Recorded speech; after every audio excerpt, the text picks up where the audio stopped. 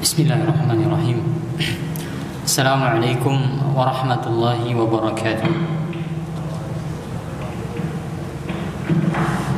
Innal hamdalillah nahmaduhu wa nasta'inuhu wa nastaghfiruh wa na'udzu billahi min shururi anfusina wa min sayyiati a'malina. May yahdihillahu fala mudilla lahu wa may yudlil fala hadiya lahu. Wa asyhadu an la ilaha illallah wahdahu la syarika lahu. وأشهد أن محمدا عبده ورسوله صلى الله عليه وعلى آله وأصحابه وسلم. Ikhwan akhwat para peserta yang semoga senantiasa dirahmati dan diberkahi oleh Allah Subhanahu wa taala. Kita masih bersama-sama berada di dalam pasal tentang kesungguhan, ketekunan dan cita-cita. Ya, sebuah pasal yang panjang, cukup panjang pembahasan di sini. Ada banyak materinya sebenarnya. Sudah kita bahas sebagiannya di pertemuan-pertemuan sebelumnya, dan di pertemuan kali ini di beberapa lembar, dimulai dari halaman 135, penulis yaitu Imam Az-Zarnuji rahimahullah ta'ala akan membahas tentang salah satu penghalang utama atau salah satu tantangan utama yang sering ditemui oleh para penuntut ilmu adalah rasa malas. Ya. Malas itu tidak hanya dirasakan oleh pemudanya saja, baik itu muda, tua, itu masih mungkin dia terfitnah oleh rasa malas. Ya. Dicoba oleh Allah Subhanahu wa taala, diuji oleh Allah Subhanahu wa taala dengan rasa malas. Kecilnya, mudanya, laki-lakinya atau perempuannya sama saja. Tidak hanya rasa malas itu menghinggapi laki-laki saja. Perempuan juga sangat mungkin dihinggapi oleh rasa malas. Maka kita simak di sini apa yang dikatakan oleh Imam Zarnuji, halaman 135. Berkata Syekh Al-Imam Abu Nasr As-Saffar Al-Ansari, dia berkata kepada dirinya sendiri, ya nafsi, wahai diriku, la tarkhi 'anil 'amali fil birri wal 'adli wal ihsani fi mahal. Jangan campuri amalan kebajikanmu, keadilanmu dan kebaikanmu dengan menunda-nunda. Ya, jangan ditunda-tunda. Ini yang pertama. Sudah kita bahas soal menunda-nunda di pertemuan sebelumnya. Kata para ulama salaf, at-taswif jundun minan junudi syaitan atau minan junudi iblis al-azim. Menunda-nunda itu adalah salah satu tentara, bala tentaranya iblis yang paling besar. Ya, iblis memiliki banyak bala tentara untuk menyerang manusia, memperdaya manusia. Menunda-nunda, sikap menunda-nunda, nanti itu adalah salah satu bala tentara iblis, andalannya, tentara andalan iblis. Maka jangan campuri kebajikan, keadilan dan kebaikan itu dengan menunda-nunda. Wa kullu zi 'amalin fil khairi mughtabitun wa fi bala'in wa shumin kullu zi kasli. Setiap pelaku kebaikan itu akan bergembira, dan sebaliknya setiap pemalas dia akan tertimpa bencana dan kemalangan. Setiap pemalas akan tertimpa bencana dan kemalangan. Di sini Syekh akan membawakan atau Imam Zarnuji akan membawakan banyak sekali syair-syair dan bait-bait, ya. Kita baca saja satu persatu, insyaallah akan memberikan faedah kepada kita. Lalu kata beliau, apa yang dikatakan oleh Imam Abu Nasr As-Saffar tadi sejalan dengan syair yang pernah beliau buat sendiri. Kata Imam Zarnuji dalam syair beliau sendiri, yaitu da'i nafsi at-takassula wat-tawani wa illa fasbuti fi zil hawani falam ara lil kusala al-hadda yu'ta siwa nadamin wa hirmanil amani. Wahai diriku, tinggalkanlah bermalas-malasan dan berleha-leha. Takasul itu bermalas-malasan. Asal katanya malas itu adalah kasl malas. Kaslan itu malas sekali. Pernah mendengar nama orang kaslan di kampung saya, Pak Adit, di Tembilahan itu, ya nggak usah nyebut daerah ya.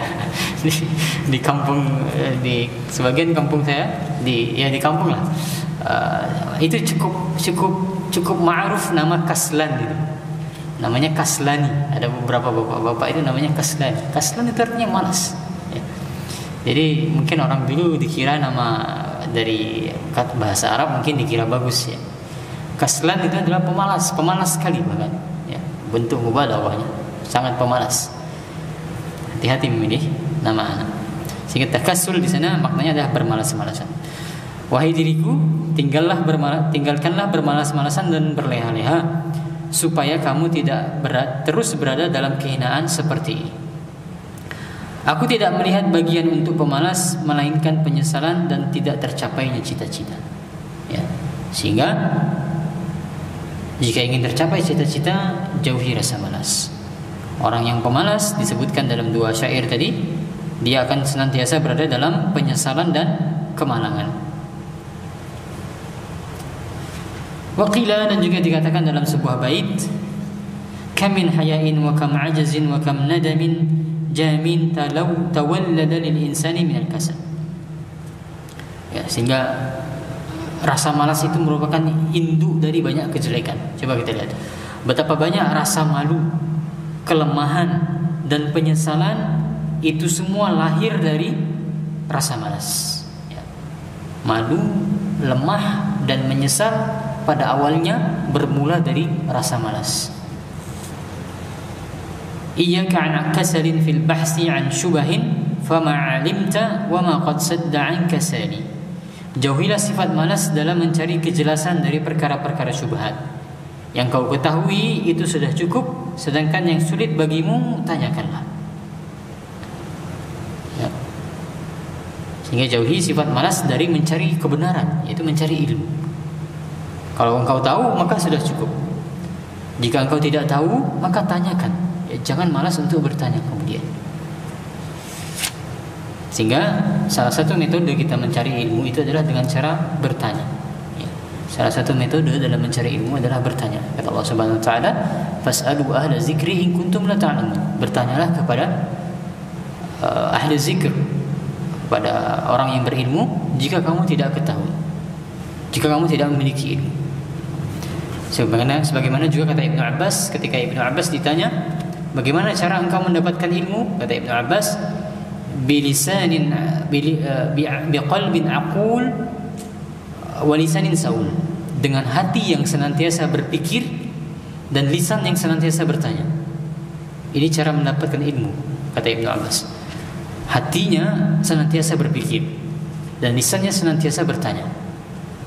Nah, oleh karena itulah sebagian ulama ya mereka membahas secara khusus tentang adab-adab bertanya. Tentang adab-adab bertanya itu ada pembahasan bab khususnya. Karena bertanya adalah salah satu cara mencari ilmu, cara mendapatkan ilmu bertanya. Maka mau tidak mau di sana mesti di sana ada adabnya. Adab bertanya itu ada.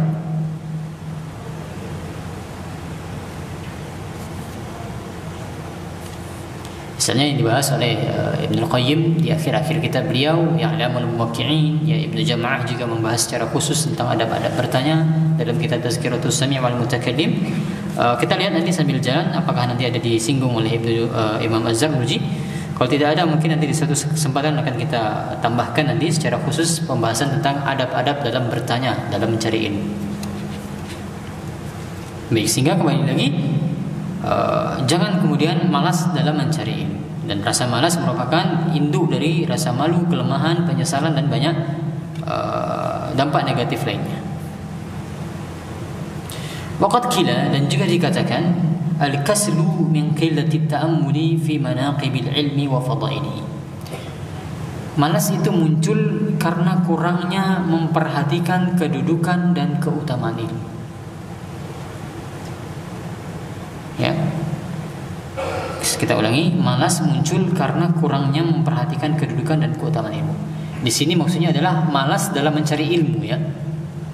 Malas dalam mencari ilmu.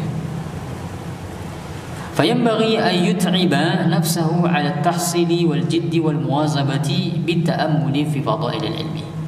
Oleh karena itulah sudah selayaknya untuk berletih-letih, bersungguh-sungguh dan tekun untuk mendapatkan ilmu dengan cara memperhatikan keutamaan-keutamaan ilmu.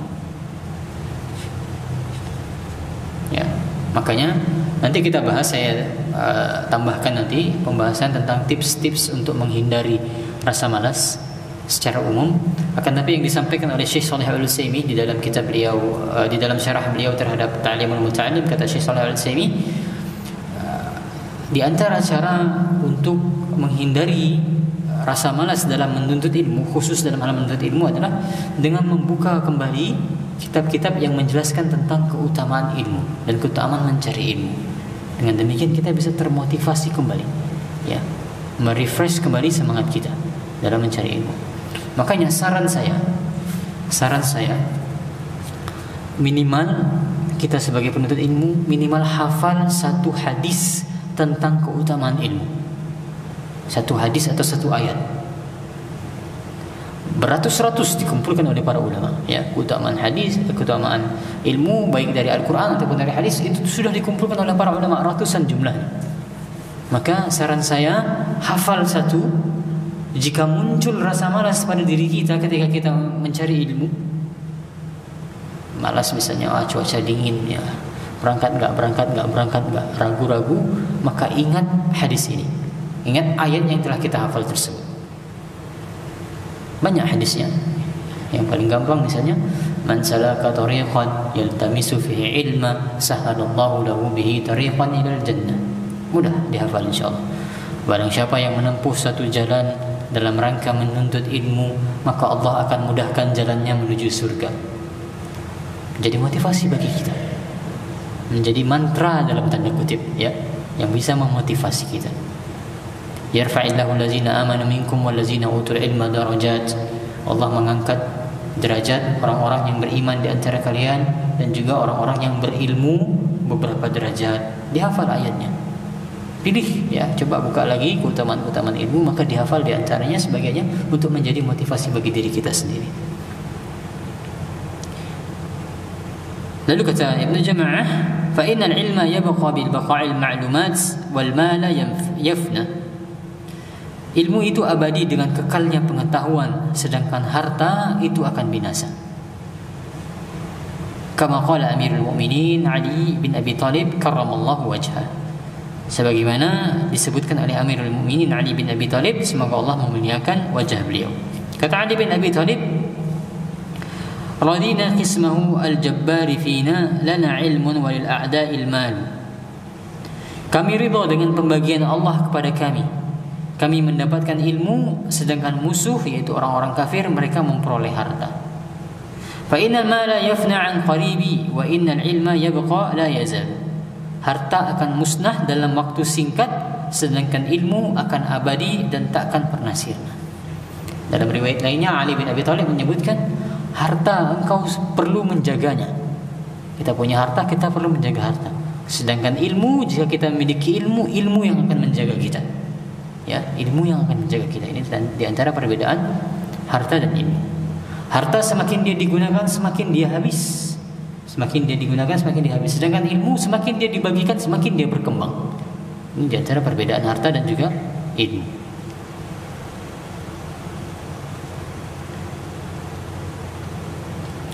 Lalu kata Imam Az-Zarnuji, wal ilmu nafi' yahsulu bihi husna dzikri wa yabqa dzalika ba'da wafatihi fa innahu hayatun abadiyyatun.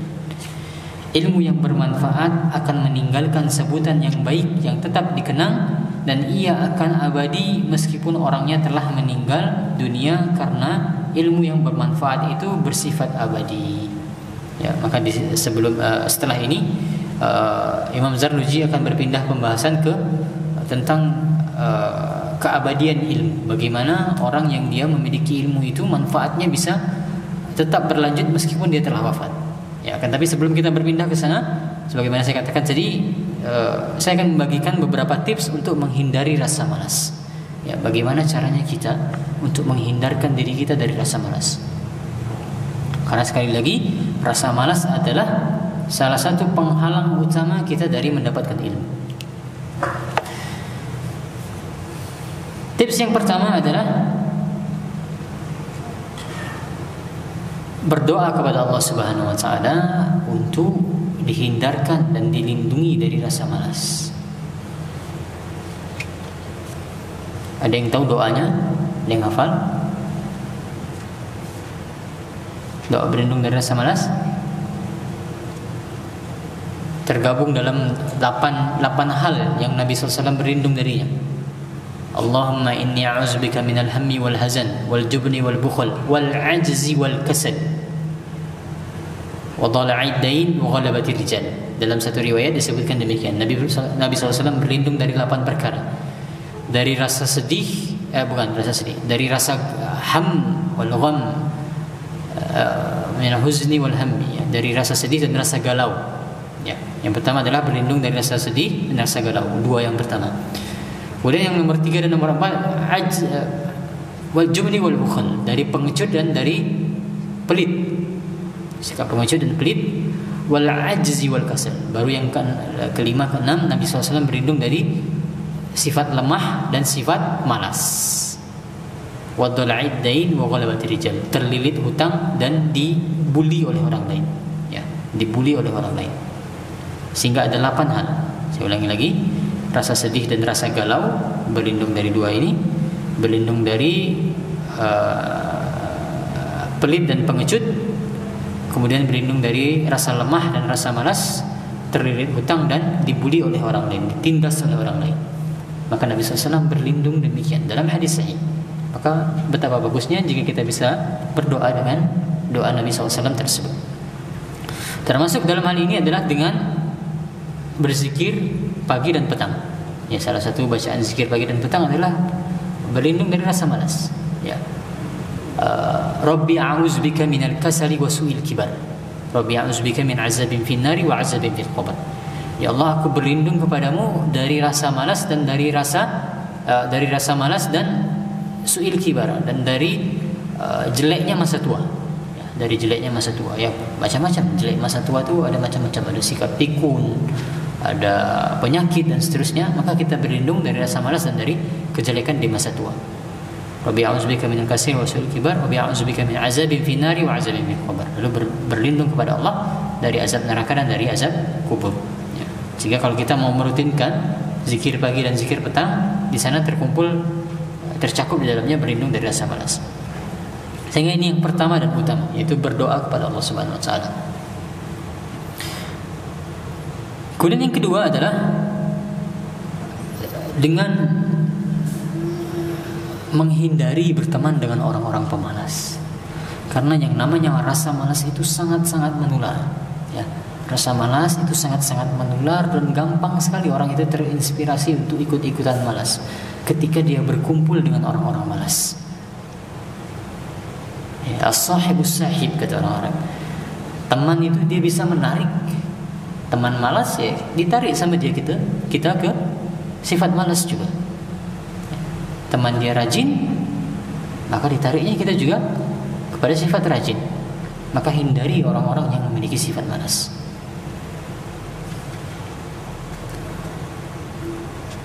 Kemudian yang ketiga,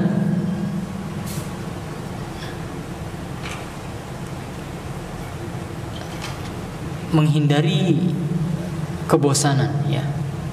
Menghindari kebosanan, karena di antara yang bisa menyebabkan seorang itu malas kalau dia bosan. Menghindari kebosanan. Makanya para ulama, pernah kita singgung, para ulama itu mereka tidak main-main dalam hal liburan, itu nggak tanggung-tanggung, ya. Bahkan diriwayatkan dari ulama salaf, generasi awal Islam, generasi terbaik itu, mereka diriwayatkan secara khusus mereka mengalokasikan waktu khusus, pergi ke tempat khusus bersama murid-muridnya.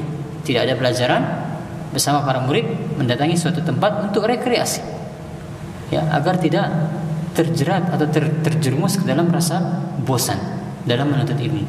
Kalau sudah bosan, bisa jadi seorang itu kemudian dia malas-malasan, sehingga ujung-ujungnya terputus dari menuntut ilmu. Ya, sudah kita singgung pada pertemuan sebelumnya, ya, semacam kalau ulama zaman ini misalnya Syekh Abdurrahman As-Sa'di itu diriwayatkan beliau mengajar murid-murid beliau liburnya 2 kali seminggu, ya, di tengah-tengah, ya, setiap hari Selasa sama hari Jumat itu libur. Selasa Jumat tidak ada pelajaran sama sekali, ya, sehingga kita perlu mengatur demikian, ya. Jangan terlalu diforsir kemudian sampai bosan, akhirnya malas, akhirnya ujung-ujungnya putus sama sekali dari majelis ilmu. Jangan sampai demikian. Kemudian Di antara cara kita menghindari rasa malas adalah dengan memperhatikan sebab-sebab kauni. Sebab-sebab kauni. Jadi sebab-sebab syar'i, ya, sebab syar'i seperti berdoa, menjauhi teman yang jelek. Sebab kauni itu seperti apa? Misalnya adalah kurang olahraga. Ya, orang kurang olahraga itu bisa menyebabkan rasa malas. Kurang fit fisiknya, ya, kurang fit fisiknya ujung-ujungnya bisa menjadi malas bergerak. Semakin dia terbiasa tubuhnya bergerak, maka semakin dia terhindar dari rasa malas. Kemudian menghindari makanan-makanan tertentu. Insya Allah di 2 pertemuan lagi kita bahas, tapi saya singgung sekarang, ya, bukan makanan tertentu. Menghindari makan berlebih. Ya, kata para ulama, makan berlebih itu bisa menyebabkan rasa malas. Makan sampai kenyang itu bisa menyebabkan rasa malas. Udah kenyang, bawaannya ngantuk dan malas. Ya. Dan coba dirasakan, ya. Saya tantang yang terbiasa, terkhusus bagi yang terbiasa makan banyak, ya. Coba rasakan perubahannya pada hidup Anda. Kalau secara sengaja meninggalkan makan banyak, itu rasakan seperti apa? Ringan badannya, ringan badan itu rasanya jadinya. Ringan untuk beribadah, ringan untuk mencari ilmu. Ya, bagi yang terbiasa makan banyak, coba. Ya. Dan termasuk juga dalam hal ini, yang ini di Indonesia itu kurang terlalu familiar, ya. Padahal sepertinya banyak orang yang yang mengalami hal ini. Saya juga baru tahu hal ini ketika tinggal di luar negeri. Ada alergi yang namanya alergi gluten. Ada pernah dengar alergi gluten? Nah, salah satu bentuk alergi gluten itu dampaknya adalah badan ini jadi malas, jadi lemas jadinya, dan sulit untuk berpikir kalau orang terkena alergi gluten. Gluten itu ada di dalam semacam gandum, ya, di dalam tepung-tepungan, roti, ya, roti, gorengan. Kalau coba perhatikan, kalau teman-teman setelah makan roti atau makan gluten itu badan rasanya lemas atau malas-malasan, seperti orang ngantuk tapi tidak ngantuk. Berpikir pun jadi susah jadinya. Ini kemungkinan besar alergi gluten. Dan ini sebenarnya banyak di Indonesia, tapi orang tidak sadar. Ya, saya baru ketemu ada seseorang, dia mengadukan, saya tuh kok kalau makan roti itu jadi ngantuk. Saya kasih tahu itu jangan-jangan alergi gluten. Lalu dia googling, dia bilang, oh iya, ini ciri-cirinya sama persis seperti saya, alergi gluten itu. Ya, ini salah satu memang bentuk alergi kita di zaman ini. Makanya kalau di luar negeri itu hampir semua produk itu ditulis, ya, dia mengandung gluten atau tidak. Dan kita orang-orang yang terkena alergi gluten, dia selalu mencari makanan-makanan atau produk-produk yang gluten free, ya, yang terbebas dari gluten. Ya, maka ini upaya kita, ya, coba dianalisis apakah kita alergi gluten atau tidak. Karena kalau alergi gluten lalu makan gorengan, makan tepung, termasuk kadang mie instan, itu juga badan itu jadi malas jadinya, jadi sulit bergerak. Kemudian yang terkait dengan ini juga tadi sebab kauni adalah tidur, ya. Tidur itu proporsional. Berlebihan dalam tidur itu bisa menyebabkan rasa malas juga. Berlebihan dalam tidur bisa menyebabkan rasa malas, dan kurang dalam tidur itu juga bisa berdampak negatif. Ya Allah alam apakah bisa menyebabkan rasa malas. Akan tapi minimalnya tidak konsentrasi, ya. Tidak konsentrasi jika tidur itu kurang. Kebanyakan tidur kata para ulama bisa menyebabkan rasa malas.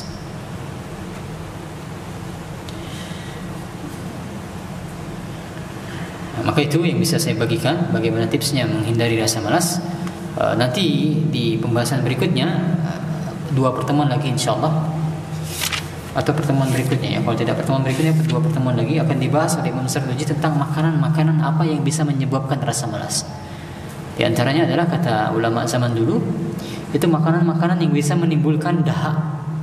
Kalau kita memakannya, maka dia memproduksi dahak. Ini dia akan menimbulkan rasa malas. Ya, apa kalau zaman sekarang mungkin gorengan kali, ya. Makanya katanya timnas PR PR pertamanya katanya timnas itu supaya tidak mengurangi makan gorengan. PR yang memang di Indonesia ini gorengan itu menjadi budaya sekali ya. Gorengan itu tidak pas kalau tidak makan gorengan. Padahal kalau dikaji ya banyak dampak negatifnya juga. Tapi kalau tidak berlebihan, insya Allah tidak masalah. 1 kali 2 kali tidak masalah. Baik, kita lanjutkan. Nah, Syekh akan berpindah kemudian tentang banyak syair yang beliau bawakan di sini tentang menunjukkan betapa mulianya ilmu. Di antaranya adalah menunjukkan kemuliaan ilmu. Ilmu itu akan abadi. Kata Imam Zarnuji, Syekh Al-Imam Zahiruddin Mufti Al-A'immah Al-Hasan bin Ali yang dikenal dengan nama Al-Maghninani menyebutkan sebuah syair. Al-jahiluna famauta qabla mautihim wal-amiluna wa in matu fa ahya. Orang-orang bodoh itu pada hakikatnya telah mati sebelum kematian mereka. Orang bodoh itu seperti orang yang sudah mati. Sedangkan orang-orang berilmu tetap hidup meskipun mereka telah mati. Ya, lihat perbedaannya. Orang bodoh dia masih berjalan di muka bumi ini, tapi seakan-akan dia orang mati. Ya, karena tidak ada ilmu yang dia miliki. Adapun orang yang berilmu meskipun sudah mati dia seakan-akan tetap hidup. Syekh Imam Burhanuddin membacakan syair kepadaku. Wa fil jahli qabla al-mauti mautun li ahlihi. Orang yang bodoh itu dia mati sebelum matinya. Ya, dia telah mati sebelum matinya. Fa ajsamuhum qabla al-quburi qubur. Tubuh mereka itu sebelum dimasukkan ke dalam kuburan merupakan kuburan itu sendiri. Ya, seperti kuburan tubuhnya. Wa in imru'un lam yahya bil ilmi mayyitun. Karena orang yang hidup tanpa ilmu itu seperti seorang yang mati. Falaysa lahu hinna nusyuri nusyur. Dan dia tidak bisa bangkit ketika sadar dari kelalaiannya.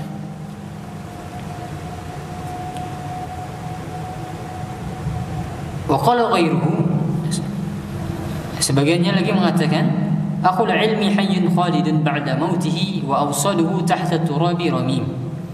Orang berilmu itu selamanya hidup setelah kematiannya, meskipun anggota tubuhnya telah remuk di kalang tanah. Wa zul jahli mayyitun wa huwa yamshi 'ala as-sara yadhharu min al-ahyahi wa huwa 'adim. Orang bodoh itu mati meskipun masih berjalan di muka bumi. Terlihat seperti orang hidup, namun sebenarnya tidak ada atau tidak dianggap. Penyair lainnya juga berkata, hayatul qalbi ilmun faghtanimhu wa mautul qalbi jahlun fajtanibhu. Hidupnya hati itu karena ilmu, maka carilah dia. Dan matinya hati karena kebodohan, maka jauhilah dia. Ya, jauhilah kebodohan. Lalu kata Imam Zarnuji, guru kami Syekhul Islam Burhanuddin membacakan syair kepada kami. Kedudukan ilmu adalah yang tertinggi di antara tingkatan yang tinggi, dan di bawahnya adalah kedudukan terhormat di mata masyarakat. Orang berilmu tetap lebih mulia berlipat ganda, sedangkan orang bodoh begitu mati akan berkalang tanah, tidak dikenal. Mustahil akan dicapai puncak kemuliaan ulama oleh para raja dan komandan pasukan kuda. Akan aku diktekan kepadamu sebagian keutamaannya, maka dengarkanlah. Meski pada diriku ada keterbatasan menyebutkan keutamaan ilmu. Ilmu itu laksana cahaya, penerang dari kebutaan. Sedangkan orang bodoh sepanjang waktu terkungkung dalam kegelapan. Ilmu laksana puncak gunung yang melindungi orang yang berlindung kepadanya, hingga bisa berjalan dengan aman di tengah ujian. Dengan ilmu, seorang akan selamat ketika manusia berada dalam kelalaian. Dengan ilmu diharapkan rasa aman kala nyawa berada di ambang kematian. Ia sarana manusia menolong teman durhaka yang menuju api paling bawah seburuk-buruk siksaan. Siapa yang menghendaki ilmu berarti menghendaki segala keutamaan. Siapa yang memperolehnya berarti telah memperoleh semua yang dicari. Wahai orang yang cerdas, ilmu adalah kedudukan yang tinggi. Jika Anda telah mendapatkannya, anggaplah ringan hilangnya jabatan dunia. Jika Anda kehilangan dunia dan kenikmatannya, maka pejamkan matamu, karena ilmu adalah sebaik-baik karunia. Jika orang memiliki ilmu tetap tertentu dianggap mulia, Jika orang yang memiliki ilmu tertentu dianggap mulia, maka ilmu fikihlah yang lebih bisa membawa pada kemuliaan. Berapa banyak minyak wangi semerbak aromanya, tetapi tidak seperti kasturi. Dan betapa banyak burung bisa terbang, namun tidak seperti Raja Wali. Fikih adalah ilmu termahal dan kamulah yang seharusnya mempelajarinya. Siapa yang mempelajari ilmu tidak akan hilang kebanggaannya, maka kumpulkanlah untuk dirimu apa yang belum engkau ketahui, karena ujung dan pangkal ilmu adalah kebahagiaan. Ya, ujungnya dan pangkalnya adalah kebahagiaan.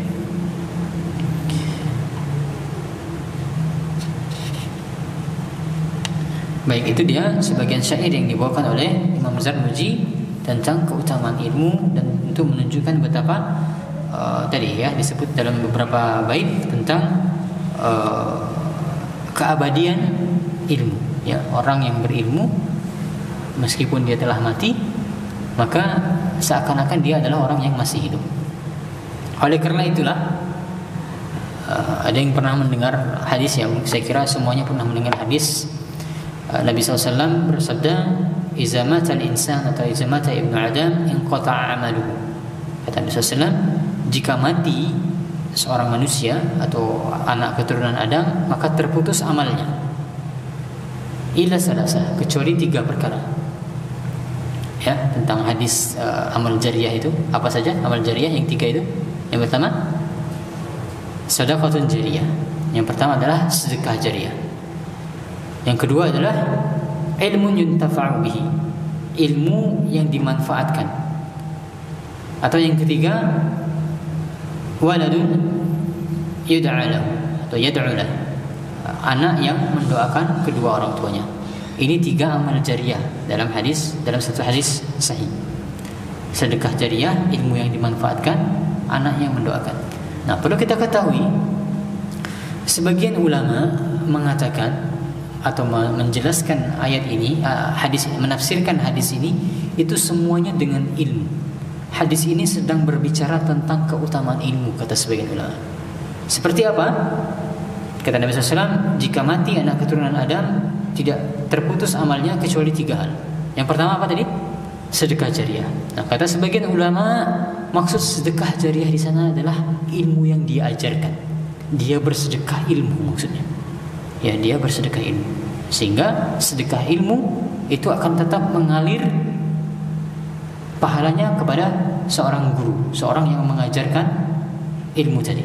Ya, sehingga maksud sedekah jariyah di sana menurut sebagian ulama adalah ilmu yang diajarkan, atau ilmu yuntafa'u bih, ilmu yang diambil manfaatnya. Ini jelas, ini juga tentang ilmu. Ya, ini juga tentang ilmu. Kemudian yang ketiga, waladun yad'u lahu, anak yang mendoakan orang tuanya. Nah, menurut sebagian ulama, makna anak yang mendoakan orang tuanya di sini adalah para murid yang mendoakan gurunya. Maksudnya ini adalah berbicara tentang para murid yang mendoakan guru-gurunya yang telah mengajarkan ilmu kepada murid-murid ini. Sehingga hadis tentang 3 amalan jariyah ini yang tidak terputus meskipun pelakunya telah meninggal, itu berbicara tentang ilmu seluruhnya. Inilah kenapa para ulama sebagian tadi mengatakan, meskipun orang yang berilmu itu telah mati, maka seakan-akan dia masih hidup, masih mengalir pahalanya.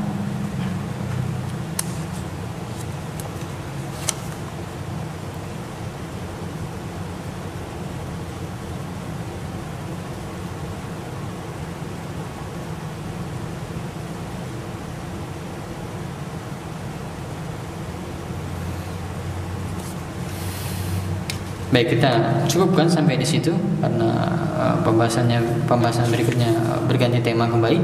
Tapi saya masih ada waktu, saya ingin tambahkan beberapa faedah tadi tentang menghindari banyak makan, ya, menghindari banyak makan. Jadi kata Allah Subhanahu wa taala, "Wa kulu washrabu wa la tusrifu." Dalam surat Al-A'raf, makan dan minumlah tapi jangan berlebih-lebihan. Ya, makan dan minum itu boleh. Ya, mubah saja seorang itu makan minum. Wala tusrif, bukan, tapi jangan berlebih-lebihan. Lihat, kata Ibnu Katsir, ketika Ibnu Katsir menafsirkan ayat ini, qala ba'du salaf jama'a Allahu tibba kullahu fi nisbi ayah wa kulu washrabu wa la tusrif. sebagian salaf, ya, sebagian ulama dari masa generasi Islam, generasi awal Islam, mereka berkata Allah telah mengumpulkan semua pengobatan itu, semua obat-obatan, ya, semua metode atau semua obat itu telah dikumpulkan di ayat tadi. Ya, semua obat untuk segala jenis penyakit itu telah terkumpul di ayat tadi. Yaitu apa? Kulu washrubu wa la tusrifu. Makan, minum, jangan berlebih-lebihan. Ya, barang siapa yang dia mempraktekkan ini, kata para ulama, maka sungguh dia telah menghindari penyakit seluruhnya. Karena nanti kita bahas betapa banyak penyakit, ya, atau kebanyakan penyakit itu yaitu bersumbernya dari makanan dan minuman, ya. Makanya saya pernah dengar istilah dari dokter, bahasa Inggrisnya itu kalau saya tidak salah, what you eat is what you eat, gitu ya. Intinya penyakitmu adalah sesuai dengan apa yang kau makan, ya. Penyakitmu adalah sesuai dengan apa yang kau makan, ya. Karena banyak sekali penyakit itu dia bersumber dari makan, baik itu kandungan makanannya atau dari pola makannya, ya. Makanya kata para ulama, Allah telah mengumpulkan segala jenis obat dalam ayat tadi. Makan, minum, jangan berlebih-lebihan. Nah, dan sudah kita baca, sudah saya sampaikan hadisnya, ya, saya bacakan terjemahnya. Kata Nabi SAW, tidaklah anak Adam itu memenuhi wadah yang lebih buruk daripada perutnya. Dan cukup bagi anak keturunan Adam itu untuk memakan beberapa suapan yang cukup untuk menegakkan punggungnya. Ya, ini standarnya. Ya. Normalnya seberapa banyak sih kita makan itu? Sesuatu yang cukup untuk menegakkan tulang punggung kita. Tidak terlalu banyak. Ya. Selama kita memiliki energi untuk menegakkan punggung kita, sudah cukup. Ini standar pertamanya. Atau kata Nabi SAW, jika dia harus melebihkannya, lebih dari batas itu, sepertiga perutnya untuk makanan, sepertiga untuk minuman, dan sepertiga lagi untuk bernafas. Diberikan rongga agar masih bisa bernafas. Ya. Lalu kata Syekh Muhammad Al-Mubarakfuri, penuhnya perut dengan makanan itu bisa menyebabkan kerusakan agama dan bisa menyebabkan kerusakan dunia seseorang. Ya, perut yang terbiasa penuh dengan makanan bisa menyebabkan kerusakan agama dan kerusakan perut seseorang. Kerusakan agama apa? Tadi dia bisa terjerumus ke dalam rasa malas, ya, bisa terjerumus dalam rasa malas. Orang kalau sudah malas bisa malas sholat, bisa malas beribadah, bisa malas menuntut ilmu dan seterusnya. Adapun kerusakan dunianya adalah dia bisa kemudian terjerumus kepada berbagai macam jenis penyakit, ya, bisa mengantarkan dia kepada berbagai jenis penyakit. Dan kata Ibnu Jama'ah dalam kitab Tazkiratus Sami, seandainya yang menjadi dampak negatif orang banyak makan itu hanya satu saja, yaitu hanya satu saja, dia harus bolak-balik ke toilet. Orang banyak makan minum, otomatis dia harus banyak ke toilet, ya. Seandainya satu ini saja dampak negatif dari banyak makan dan minum, maka ini sudah cukup menjadi alasan bagi kita untuk menghindari makan dan minum yang banyak itu, kata Ibnu Jama'ah. Ini sudah cukup menjadi alasan. Akan tapi ternyata pada kenyataannya banyak sekali alasannya kenapa seorang itu harus menghindari banyak makan dan minum. Ya, di antaranya tadi adalah dia bisa mengantarkan kepada penyakit, bisa mengantarkan kepada rasa malas dan seterusnya. Seandainya satu saja sudah cukup bagi kita untuk semestinya menghindari banyak makan dan minum. Baik, demikian yang kita bahas pada pertemuan kali ini. Kalau ada pertanyaan mungkin di belakang atau dari ikhwan sekalian, silakan dituliskan. Baik, demikian yang kita bahas pada kesempatan kali ini.